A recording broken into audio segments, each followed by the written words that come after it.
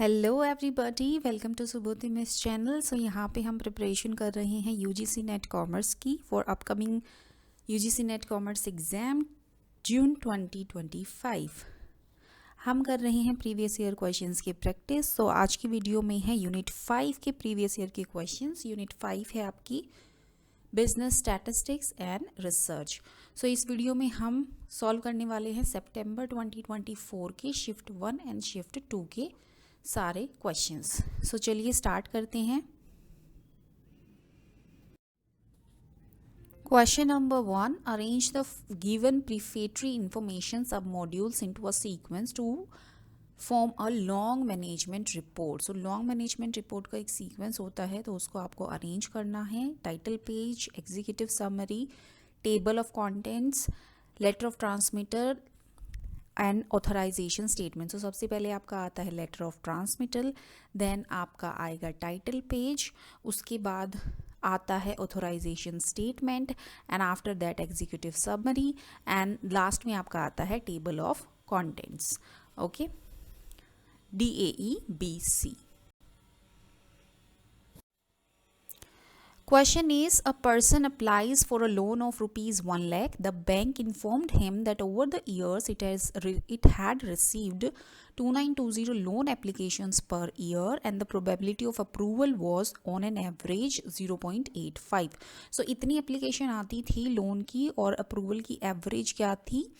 85%. The applicant wants to know the average number of loans. अपना number of loans निकालने हैं। Approved per year, कितने per year number of loans approve हुए हैं by the bank, what can be that number. तो क्या number हो सकता है? सी, टोटल एप्लीकेशन कितनी आती थी? 2920 और अप्रूव कितनी होती थी? 85%। सो 2920 का को मल्टीप्लाई कर देंगे 0.85 से। सो आपका आंसर निकल के आ जाएगा 2482। Okay, option number 4।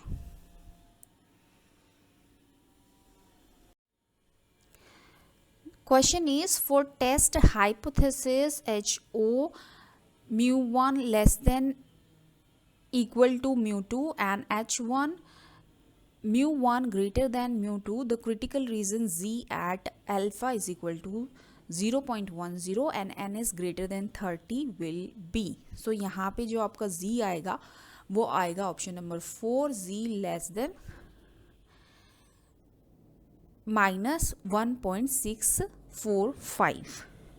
This is less than equal to है, ठीक है, -1.645। Option number 4 is the correct answer. Question is, an exploratory study is finished when the researcher has achieved the following। जो exploratory study है उसको कब finish माना जाएगा? जब researcher क्या क्या achieve कर लेगा। Okay, so establish the major dimension of the research task. Yes, he will achieve it. Defined a set of subsidiary investigative questions that can be used as guide to a detailed research design. Yes. Then develop several hypotheses about possible cause of a management dilemma. This will also come. Then learn that certain other hypotheses are such remote possibilities that they can be safely ignored in any subsequent study. This will also come. Then option E, conclude additional research is needed and it is feasible. So this is a part of exploratory phase, okay, but this step is not considered part of the completion of the exploratory study. So this will not come. Okay, so आपका answer हो जाएगा A, B, C and D।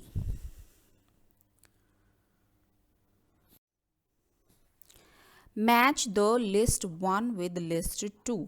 So see this graph, ये आपका negative side जा रहा है, तो this is your negatively skewed, then this one is your positively skewed, then ये आपका होता है platykurtic distribution and this one is your leptokurtic distribution. Okay,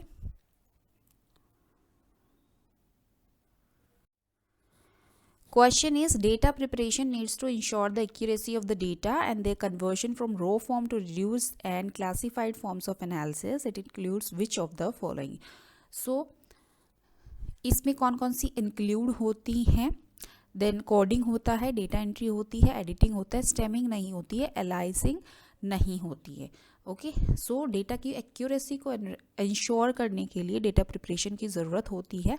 और डेटा प्रिपरेशन के लिए क्या होता है कि जो रो फॉर्म का डेटा होता है उसको रिड्यूस करके क्लासीफाई किया जाता है, फिर उसको एनालाइज किया जाता है। तो इसमें कौन कौन सी चीज़ें इंक्लूड होंगी? Coding, data entry and editing, ABC only. Question is, if two regression lines are this and then x bar and y bar are respectively, x bar और y bar की वैल्यू आपको निकालनी है। सो इनको सॉल्व कर लेंगे। यहाँ से अगर मैं 2 कॉमन ले लूँ तो ये बच जाएगा 4x minus 5y is equal to minus 33।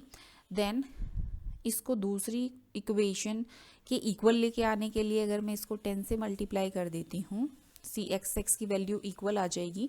सो ये आ जाएगा 40x minus 50y is equal to minus 330।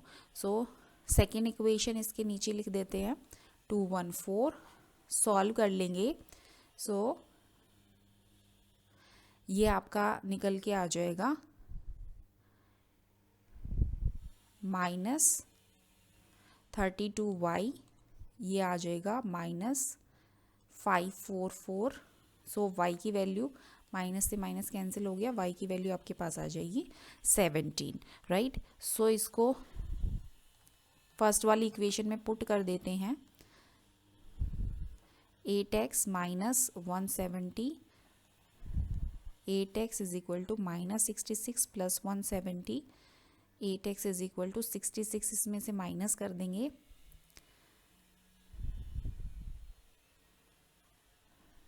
So 104 13, x की वैल्यू कितनी आ गई 13 एंड y की वैल्यू आ गई 17। Okay, so x bar is your 13, y bar is 17, option number 4। Question is, which one of the following selection tests answer the question, does this test measure when what it's supposed to measure? So does this test measure what it is supposed to measure? ये आपका कहाँ पे आएगा? ये आपका आएगा test validity में। Okay, content validity क्या होती है? कंटेंट वैलिडिटी इंश्योर करती है that the test content covers all aspects of the concept being measured, and criterion validity आपकी evaluate करती है कि how well one measure predicts an outcome based on another measure. Then construct validity assess करती है whether the test measure the concept or construct it intends to measure. Okay, so this answer is test validity. Question is, arrange the steps of sampling design in a form of questions that are to be answered in securing a sample. Okay, so सबसे पहले क्या हम check करते हैं? सबसे पहले check करते हैं कि कौन सी हमारी टारगेट पॉपुलेशंस हैं। Then after that what are the parameters of interest, right. Then what is the sampling frame, okay.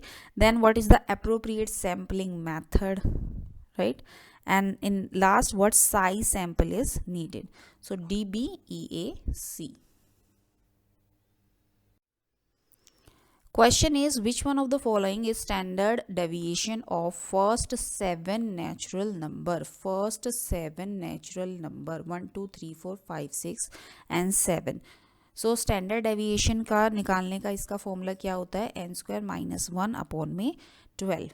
So n कितना है? 47 है, 7 का स्क्वायर हो जाएगा 49 minus 1 divide by 12।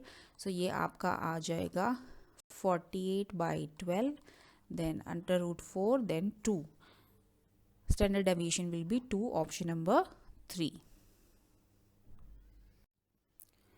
Question is, determine the correct sequence of the steps involved in the process of hypothesis testing. So hypothesis testing में steps होते हैं, उसका करेक्ट सीक्वेंस क्या होता है? सबसे पहले आपका आ जाएगा setting the null and alternative hypothesis, then after this determining the appropriate statistical test, okay, then setting the level of significance A, C, B, after that setting the decision rule D, and at last analyzing the collected data A, C, B, D, E. Question is arrange the following steps of sampling design process in correct order. तो sampling design का process को correct order में आपको लगाना है। सो सबसे पहले क्या आ जाएगा, सबसे पहले target population should be defined according to the objective. Okay, then उसके बाद sampling frame must be designed, right, then selecting a sampling technique. After that, number of elements to be included in the study must be carefully determined, and then sampling process must be effectively executed. BADEC. Question is, a firm wants to launch a new brand of television and refrigerator. The firm conducted a survey and found that 60% of the household have television, 65% have a refrigerator, and 35% both a television and a refrigerator. If a household is randomly selected, what is the probability that the household has either a television or refrigerator? So probability आपको निकालनी है television और refrigerator की, right. So क्या होगी, probability of television plus में probability of refrigerator minus में probability of both television and refrigerator. So ये है आपका 0.60 प्लस में 0.65 माइनस में 0.35। तो सॉल्व करके आपका आ जाएगा 0.90। Option number 2 is the correct answer.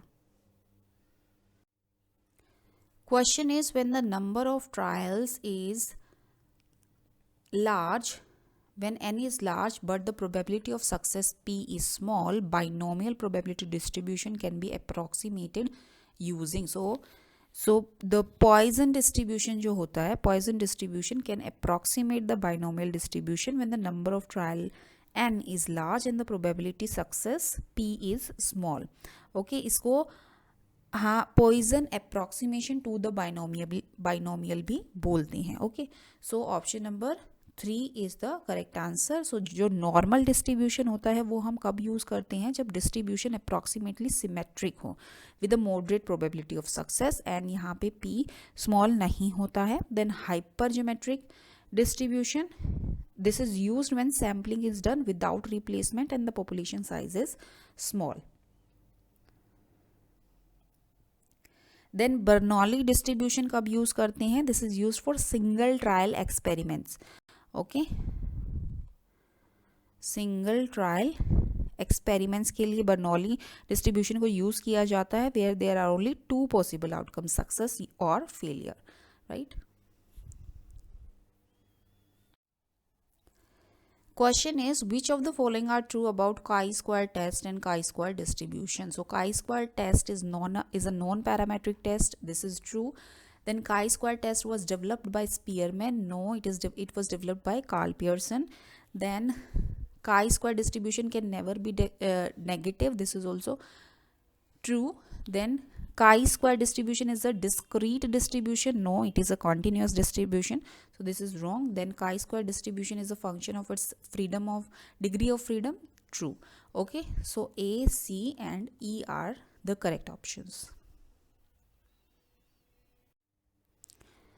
Question is, arrange the steps of research process in the correct logical order. research process के जो steps होते हैं वो आपको logical order में लगाने हैं। तो सबसे पहले formulate a research question, literature review, collect data, develop a research plan, interpret the results. So सबसे पहले ही आपका आता है formulate a research question, then literature review, then develop a research plan, after that collect data, and then last interpret the result. A, B, D, C, E. Question is, which of the following is the precondition for applying chi-square test? chi-square test को apply करने की precondition क्या होती है? Data should not be presented in percentage or ratio form. Yes, this is the condition, precondition, that data should not be presented in percentage or ratio form. Option number 1 is the correct answer. Question is, from the following identify the measures of dispersion. तो measures of dispersion कौन कौन से हैं इसमें? mean deviation है, range है, standard deviation है, coefficient of variation है। देन कोफिशिएंट ऑफ कोरिलेशन नहीं है. Coefficient of correlation is a measure of the relationship between two variables. It is not a measure of dispersion. So A, B, C and D are the measures of dispersion. Question is the distribution of data which has a long left tail is known as. So अभी match वाला question भी करवाया था, उसमें भी ये था long left tail. Okay, सो इसको क्या बोलते हैं? Negatively skewed distribution, right? Option number 2. Question is match the list with list 2. Joint occurrence events क्या होते हैं आपके? कंपाउंड इवेंट्स होते हैं. म्यूचुअली एक्सक्लूसिव इवेंट्स आपके होते हैं. The occurrence of one event implies that the order cannot occur, right? Then one of the events cannot be expected to occur in preference over the other. So ये आपके होते हैं equally likely events, and out of an experiment consisting of all possible events, this will be collective exhaustive events.